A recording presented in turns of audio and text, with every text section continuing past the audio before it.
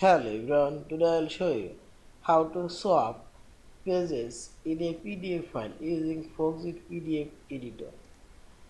Click this page organize option, also click this page thumbnail option. I'll swap this page number 1 and page number 3. Click this swap option. I'll swap this page number 1 and this page number 3 here. Now simply select OK. See this two page number now changes. Also I'll swap this page and this page number 2 and 4. Click this swap option, 2 already selected, and now select 4. Now select OK and see this. Also I'll swap this one and this one, first one,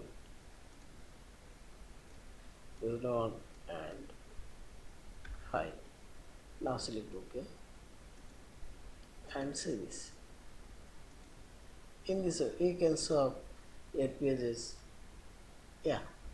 Thank you for watching. Please subscribe, like, share and comments.